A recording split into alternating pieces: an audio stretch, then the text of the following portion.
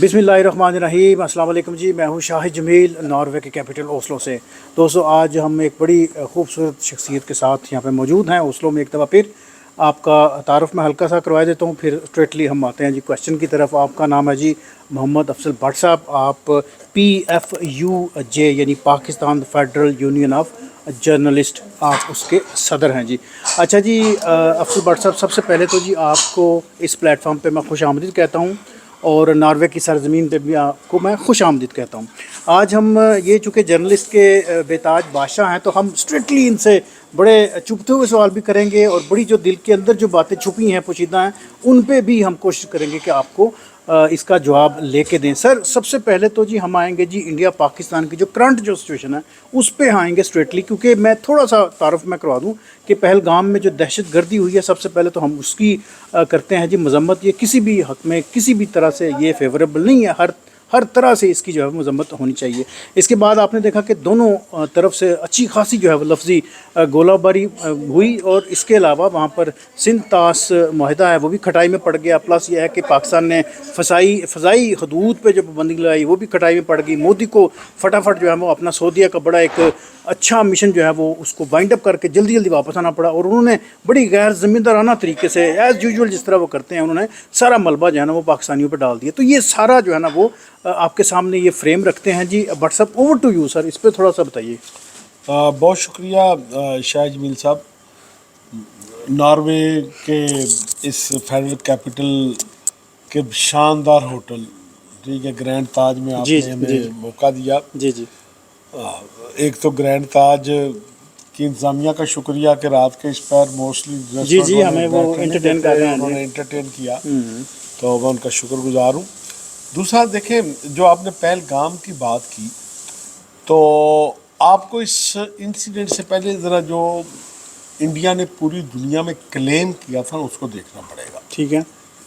कि 5 अगस्त 2019 को जब भारत ने कश्मीरियों की पहचान छीनी, उनका परचम छीना, उनका कैपिटल ख़त्म किया, उनकी ज़बान ख़त्म की, तो उसके बाद इंडिया ने इंटरनेशनली एक मैसेज देना शुरू किया कि अब कश्मीर आईनी तौर पर हमारा हिस्सा था, जो अब हमारे पास है। बाकी अब जिस तरह बाकी स्टेट है इंडिया की, इसी तरह इंडिया का हिस्सा है जी। और फिर जाहिर है कि कश्मीर जन्नत नज़ीर है, उसको दिखाकर वो मैक्सिमम ये लॉबिंग करते रहे कि अब उस इलाके में आप इन्वेस्टमेंट करिए। आपको पता है कि एक बड़ी कॉन्फ्रेंस दुनिया भर के 15 ममालिक के सरबराहों की कराई गई, और अब भी दुबई, सऊदीया, इन सब को वो अट्रैक्ट कर रहे थे। जिस दिन ये वहाँ दहशत गर्दी का वाक़या हुआ, उस दिन मोदी इसको अपना स्टेट फेलियर नहीं कहना चाहता था। सिक्योरिटी इंटेलिजेंस फेलियर, देखिए ना, बेसिकली तो स्टेट का फेलियर है ना। जी जी। कि मोदी सरकार जो पूरी दुनिया में कहती थी कि अब कश्मीर पुरअमन है, कश्मीर हमारा है, आप इन्वेस्टमेंट करें। इस दहशतगर्दी के वाक़े के बाद दो रास्ते थे। या तो मोदी सरकार मानती कि ये हमारा सिक्योरिटी ब्रीच है, कांग्रेस ने कितना रोला मचाया, या वो मानते कि भाई हम इसको कंट्रोल नहीं कर सके, या वो मानते कि ये हमारे कंट्रोल में नहीं है। जी जी। दूसरा रास्ता ये था कि वो आसान हदफ पाकिस्तान को बनाकर उस पर अटैक करते और अपने सारी कमज़ोरियाँ अपनी कवर कर लेते। एक तो उसका पहला मामला ये था। इसको बचने के लिए उन्होंने पहले मिनट में किसी सबूत को देखे बगैर, किसी मुलजम को पकड़े बगैर, कोई हथियार बरामद होने के बगैर पहला इल्ज़ाम ये लगा दिया। बहुत बड़ी गैर जिम्मेदाराना ये बात। ठीक है, अब 5 दिन गुजर गए। जी जी। अदरवाइज इसका मतलब यह है कि वहाँ उन्हें कोई ऐसा निशान भी नहीं मिल रहा, कोई बुलेट नहीं मिल रही, कोई ऐसी चीज़ नहीं मिल रही, कोई कॉल ट्रेस नहीं हो रही कि वो इसको पाकिस्तान के साथ लिंक कर सके।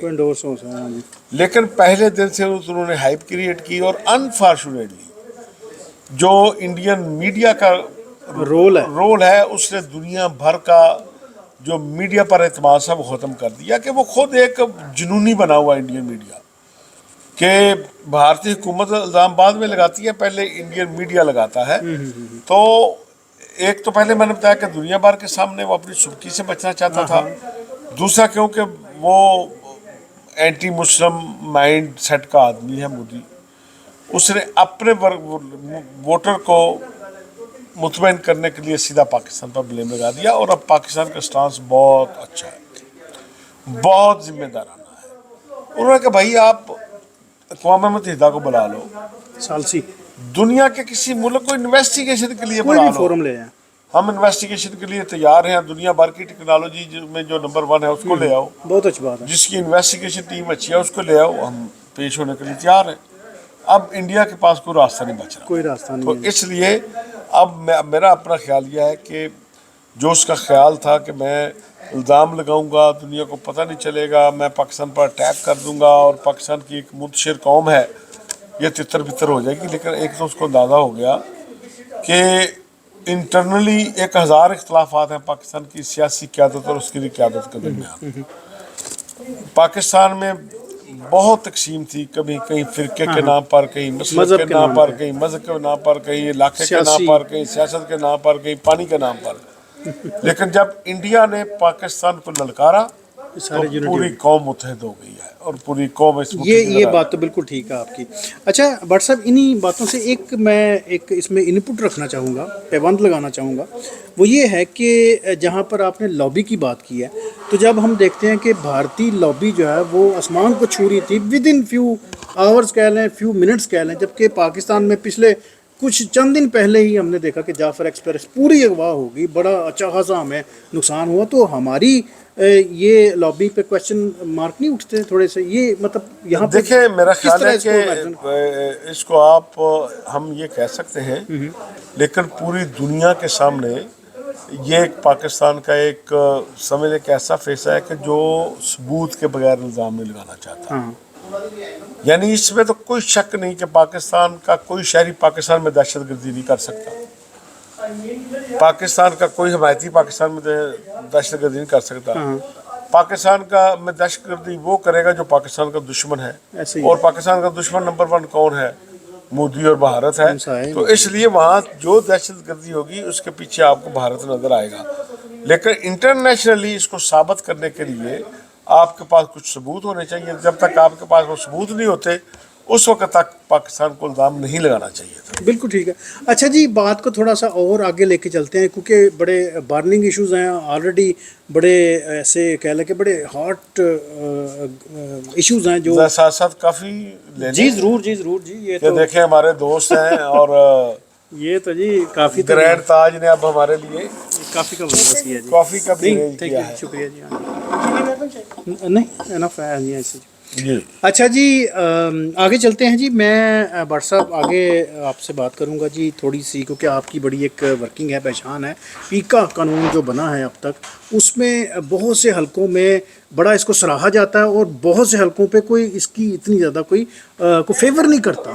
یہ تھوڑا سا ہمارے جو ناظرین ہیں ان کو تھوڑا سا بتائیں کہ یہ ایشو ہے کیا, اس کی کتنی جو ہے وہ صداقت ہے اس بات میں, اور کیا اس کا اینڈ کیا ہے اس کا تھوڑا سا.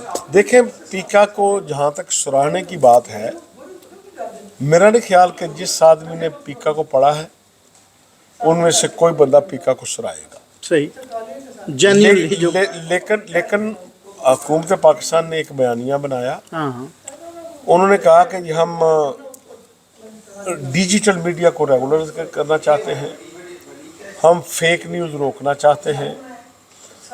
اس لیے اب ضروری ہو گیا ہے کہ ہم یہ پیکا لے کر آئیں. تو جو آدمی سپورٹ کر رہا ہے وہ ان 2 چیزوں کر رہا ہے کہ ہر آدمی سمجھتا ہے کہ فیک نیوز رکنی چاہیے. بالکل, ہر آدمی سمجھتا ہے کہ نہیں یار, اگر ڈیجیٹل میڈیا آیا ہے تو اس کے کوئی قوانین ہونے چاہیے.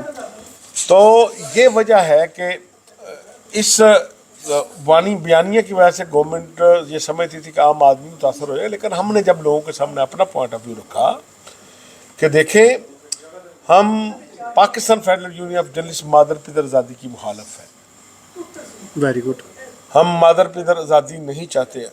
پی ایف یہ چاہتی ہے کہ ڈیجیٹل میڈیا کے رولز ریگولیشن بننا چاہیے. ڈیجیٹل میڈیا کے حوالے سے نہیں, ویسے ہی پی ایف یہ سمجھتی ہے کہ اس وقت فیک نیوز کے سب سے بڑے وکٹم ہم ہیں. یعنی جو جینوئن جرنلسٹ ہے जिन्होंने ग्राउंड पे काम किया। जिन्होंने ग्राउंड पे काम करना है। फेक न्यूज़ का सबसे बड़ा विक्टिम वो है। फेक न्यूज़ फैलाने वाली फैक्ट्रियां इन्हीं पॉलिटिकल पार्टीज की हैं। कभी एक फैलाता है, कभी दूसरा फैलाता है, कभी तीसरा फैलाता है। तो इसलिए अगर आप इन तीनों चीज़ों को रोकना चाहते हैं तो आए PFJ के साथ बात करें। वाह। हमारे पास वो तमाम मैकेनिज्म भी है, पूरी तैयारी भी है कि पूरी दुनिया को स्टडी करके PFJ ने अपना एक मॉडल बनाया हुआ है। इसलिए हुकूमत पाकिस्तान ने ना पीका एक्ट लाने से पहले हमारे साथ बात की। हालांकि दुनिया भर के महज़ब मुल्कों में क्या होता है कि कोई भी बिल लाने से पहले बिल 3 माह 6 माह पहले मुतारफ़ करा दिया जाता है। हर बंदा डिस्कस करता है। नॉर्वे में भी यही तरीकाकार है, UK में भी। और फिर जो एक्सपर्ट होते हैं शोबा के, उनको ऑन बोर्ड किया जाता है कि आप हमें गाइड करें। जी जी।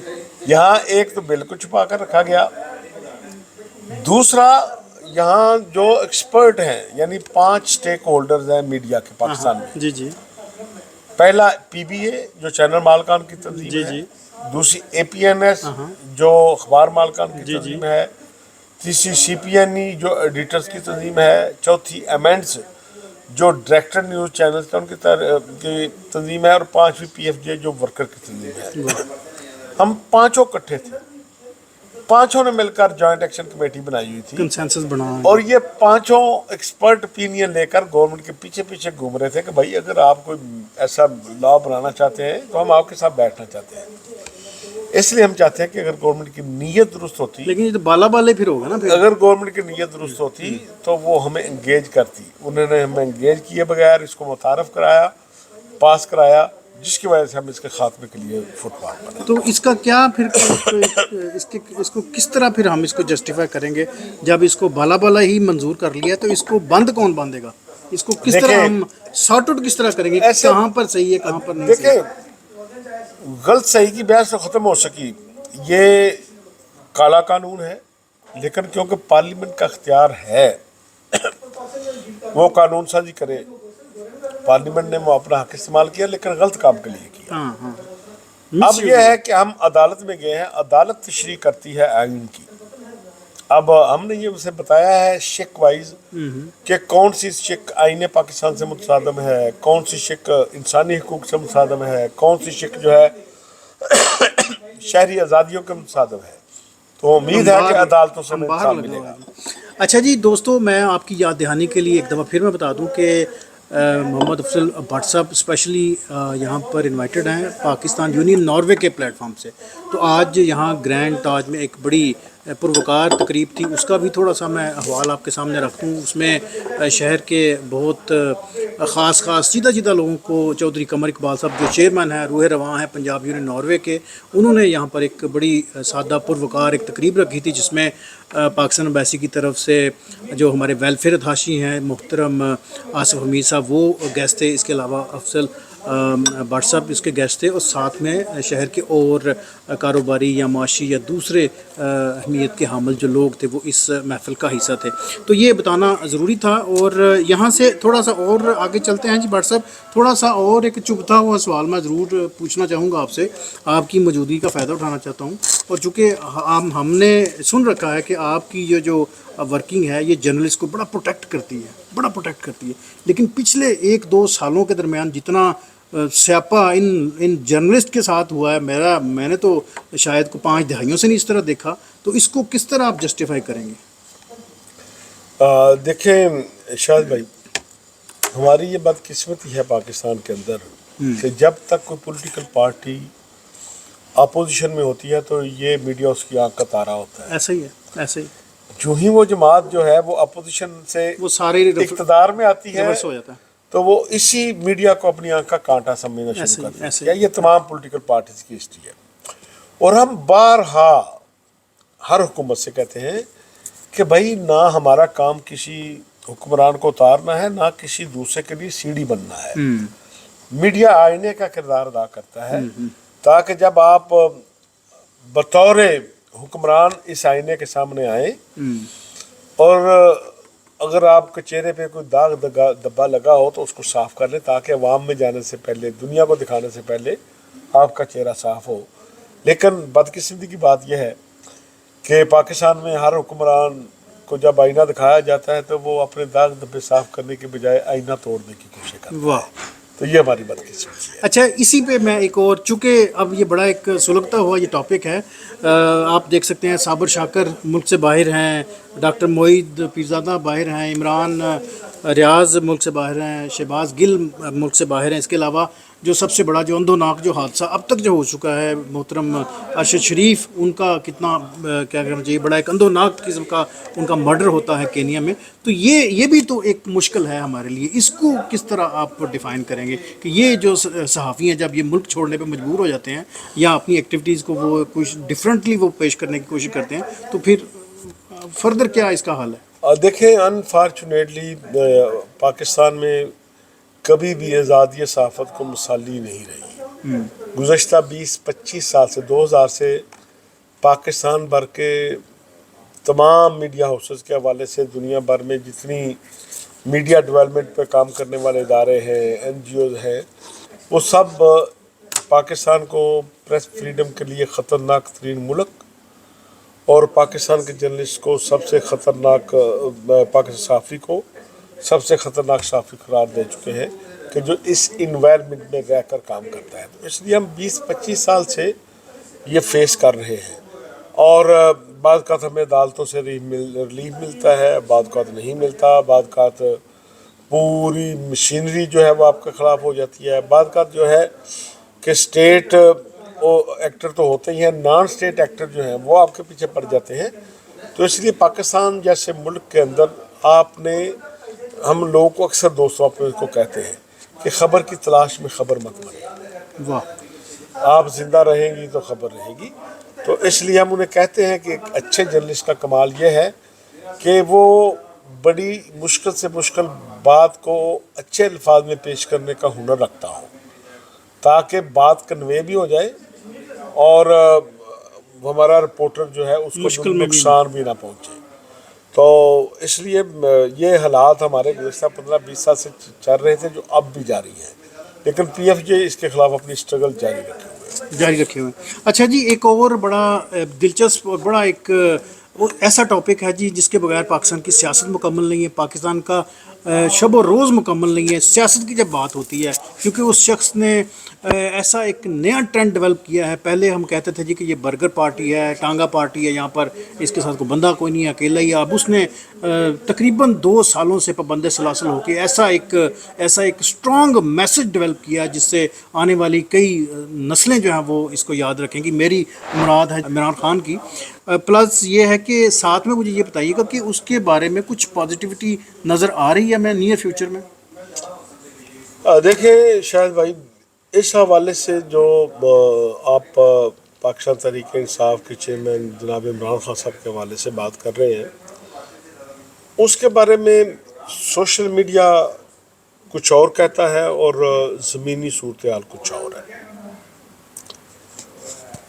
میں یو کے میں بھی ریگولر جاتا ہوں اور وہاں ظاہر ہے جتنے لوگ پی ٹی آئی کے ہوں, پیپل پارٹی کے ہوں, نون لیگ کے, سب کے ساتھ ہماری دوستی ہوتی ہے. جب پی ٹی آئی کے لوگ ہمارے ساتھ ادھر بھی بیٹھتے تھے ادھر بھی بیٹھتے ہیں, تو یہ 1.5-2 سال پہلے کی بات ہے. خان صاحب کی اس وقت جیل سے پہلی اسٹیٹمنٹ سامنے آئی تھی اچھا جی, کہ میں مر جاؤں گا ڈیل نہیں کروں گا. صحیح.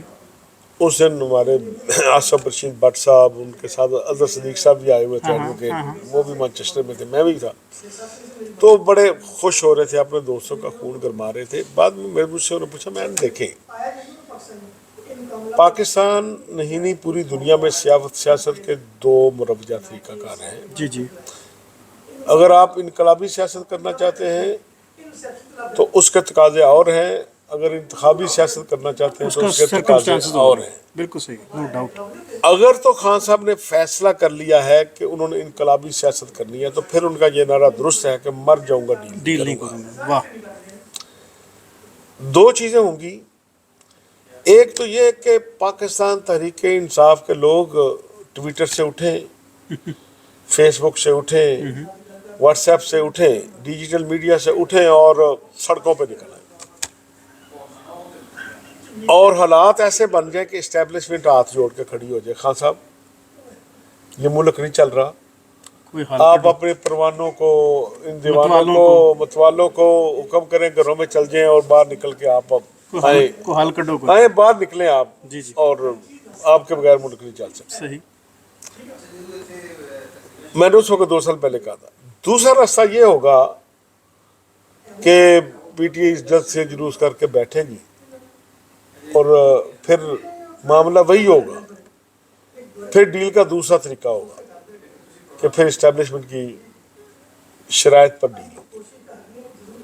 اب 2 سال بعد آپ خود اندازہ کر لیں کہ پی ٹی آئی تمام حربے استعمال کر کے دیکھ چکی ہے.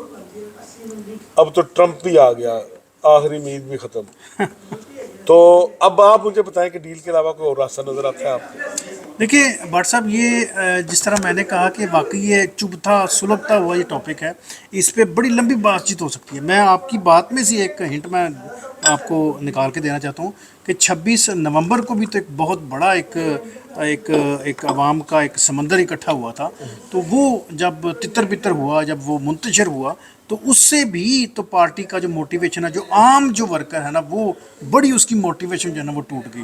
اور اس کی کیا محرکات ہیں، میں اس میں چھوٹی سی ویڈیو میں کیا میں کہہ سکتا ہوں، وہ سب کو پتہ ہے کہ اس کی پیچھے کیا معاملات تھے، کیوں اس طرح یہ ہوئے یہ سارے. اس پہ تھوڑا سا مجھے کمنٹ کر دیں کہ یہ جو بیسک جو پی ٹی آئی کا جو ورکر تھا، جس کی جو موٹیویشن ٹوٹی ہے، اور ایک دفعہ نہیں متعدد دفعہ جو ہے نا وہ اس کو بلایا، اس کی موٹیویشن ٹوٹی، یہ ہوا، وہ کس طرف جائے اب؟ میں تو آپ سے یہ کہہ رہا ہوں کہ میں نے 2 سال پہلے، میں ایک پولیٹیکل ورکر ہوں، میں نے فٹ پاتھ کی پی ایچ ڈی کر رکھی ہے. واہ. جتنے مظاہرے میں نے فٹ پاتھ پہ کیے ہیں، ابھی بھی میں نے 17 کو پہلے آنا تھا. ہاں آپ جی کو جی، پتہ ہے کہ ہمارا 17 کو پریس فریڈم مارچ تھا، نیشنل پریس کلب سے اسلام آباد سے لے کر قانون ساز اسمبلی آزاد جموں کشمیر تک. پھر اسمبلی کے باہر 24 گھنٹے کا دھرنا تھا، پریس فریڈم دھرنا. رائٹ. وہ کرنے کے بعد میں آیا. ٹھیک ہے نا. اس لیے ہمیں ان ساری چیزوں پہ نظر ہوتے ہوئے میں نے کہا تھا کہ یا تو اتنی پاور نکلے پاکستان کے اندر ایک سمندر نکلے کہ پھر ہونی ڈیل ہی ہے، پھر شرائط ہوگی عمران خان کی ڈیل پر. اچھا. ڈیل ہوگی عمران خان کی شرائط پر. اگر لوگ نہیں نکلیں گے تو پھر ڈیل ہوگی اسٹیبلشمنٹ کی دوسری شرائط طرف سے پر. ڈیل تو اب جو بات آپ کہہ رہے ہیں کہ بندے مار کھا کے تھک گئے ہیں، لازوال قربانیاں دی ہیں انہوں نے، جیلوں میں گئے ہیں، ٹھیک ہے، فارم 45 آ گیا ہے، 47 آ گیا ہے، لیکن خان صاحب تو باہر نہیں آئے. نہیں، اب کیا ہوگا پھر؟ دماغ مسکل اندر. نہیں، دمادہ مسکل اندر والی حالات بھی نہیں، لوگ نہیں نکل رہے. ہاں، ٹھیک ہے نا. تو اب وہ بات جو میں نے 2 سال پہلے کہی تھی کہ ایٹ دا اینڈ اگر خان صاحب نے انتخابی سیاست کرنی ہے تو اس کی اسٹریٹجی ہو رہا ہے. پھر یہی ہے کہ بات چیت ہوگی، ویٹ کریں گے کہ اسٹیبلشمنٹ کا جھگڑا ہو جائے شہباز شریف کے ساتھ، وہ ان سے ناراض ہو جائے اور خان صاحب کہیں کہ جب ان سے ہاتھ اٹھائیں میرے سر پہ رکھے، میں تیار ہوں، حاضر ہوں. وہ پھر پی ٹی آئی ساری پاک فوج زندہ باد کے نعرے مارے گی. جی جی اور میاں صاحب دوبارہ کہیں گے کہ ہمیں کیوں، پھر یہ میاں صاحب کہیں گے مجھے کیوں نکالا. جی. تو یہ کام چلتا رہتا ہے. اچھا جی، وقت کی بندش ہے جی، بالکل آخری سوال کی طرف آتے ہیں جی. وہ بھی کافی ایک ایشو ہے جی، بارننگ ایشو. وہ اس لیے کیونکہ ہم نے دیکھا کہ دختران ملت عمران خان کی جو بہنیں ہیں، میں ان کی طرف لے کے چلوں گا جی. وہ متعدد دفعہ انہوں نے کوشش کی کہ اڈیالہ میں اپنے بھائی سے مل سکیں، اور میرا خیال ہے مارچ کے بعد ان کی ملاقات نہیں ہو سکی، اور اس میں متعدد دفعہ ان کو جو ہے نا وہ وہاں پر اس کو روکا گیا، اور ان کو چشم فلک نے دیکھا کہ جی وہ زمین پر بیٹھی ہیں یا کنارے پہ بیٹھی ہیں سڑک پہ، اور ان کی جو ریکوائرمنٹ ہے وہ پوری نہیں کی گئی. کیا یہ انصاف ہے، یا کیا یہ کس طرح ہم اس کو جسٹیفائی کریں گے؟ ان کو کیوں نہیں ان کو ملنے دیا جاتا؟ دیکھیں، اس سے بڑی زیادتی کوئی نہیں ہو سکتی کہ قیدی کے بھی کچھ حقوق ہوتے ہیں. اب ہم چلو جی، ہم یہ نہیں کہتے کہ حکومت نے جھوٹے پرچے کیے، ٹھیک بھی کیے ہو، ہاں ہاں ٹھیک بھی سزا دی ہو، تو قیدی کے بھی تو کچھ حقوق ہوتے ہیں. جی جی جی جی. اور وہ حق عمران خان کو بھی حاصل ہے. ٹھیک ہے. اس لیے ان کی بہنوں کو، ان کے بچوں کو، ان کے وکلاء کو، ان کے کارکنوں کو ملاقات کی اجازت دینی چاہیے. لیکن یہ کوئی پہلی دفعہ نہیں ہو رہا. ہاں. آپ نے خان صاحب کی تو بڑی شور آفاق تقریر ہے کہ میں جاؤں گا تو پاکستان سے ان کی جیل سے ایئر کنڈیشن اتروا لوں گا. جی جی جنرل اسمبلی میں انہوں نے کی تھی. ہاں جی. ٹھیک ہے نا. جی جی. اور اس وقت ایک پیمرا نے پابندی لگائی جس طرح آج کل پابندی ہے پاکستان کے ٹی وی چینل پہ عمران خان کی تصویر نہیں دکھائی جا سکتی. نام بھی نہیں دکھا جا سکا بتایا. اس وقت یہ پابندی لگی تھی میاں نواز شریف کے اوپر کہ اب اس کو سزا ہو گئی ہے, اب اس کو نہیں دکھانا چاہیے. پی ایف یو جے نے ایک پٹیشن اسلام آباد ہائی کورٹ میں فائل کی. میں ریکارڈ کی بات کر رہا ہوں. بالکل صحیح ہے کہ یہ جو اپنی اظہار رائے کا حق ہے یا کسی کی خبر چھاپنے کا, اس کو سزا ہونے سے ختم نہیں ہوتا. اس لیے ٹی وی پیمرا کی یہ غلط ہے نوٹیفیکیشن. خان صاحب پرائم منسٹر تھے, انہوں نے پوری پی ایف جے کی دھلائی کرانا شروع کر دی کہ یہ ٹاؤٹ ہے, یہ جنٹ ہے, غیر ملکی جنٹے سے کھیلنا چاہتے ہیں. اچھا. تو اس لیے ہم اس وقت بھی کہتے تھے کہ آج جو گڑھا آپ کسی کے لیے کھود رہے ہیں کل آپ اس میں آ سکتے ہیں.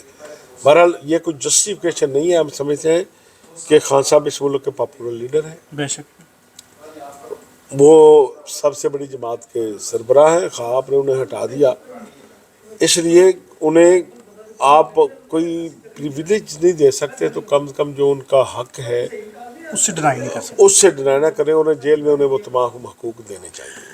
دوستو آج ہم بڑی ایکسکلوسو ہم نے بات چیت کی ہے جی. میرے ساتھ موجود ہے جی محمد افضل بٹ صاحب جی. آپ پریزیڈنٹ ہیں جی پی ایف یو جے یعنی Pakistan federal union of journalist.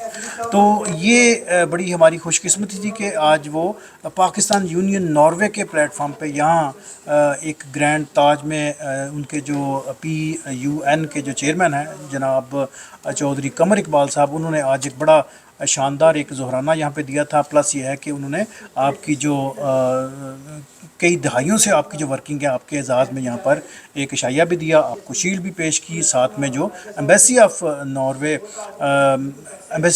ساتھ میں ایمبیسی آف پاکستان کے ہمارے جو ویلفیئر اتھاشی ہیں جناب آصف امیر صاحب, وہ بھی اس پروگرام کے مین گیسٹ ہیں جی.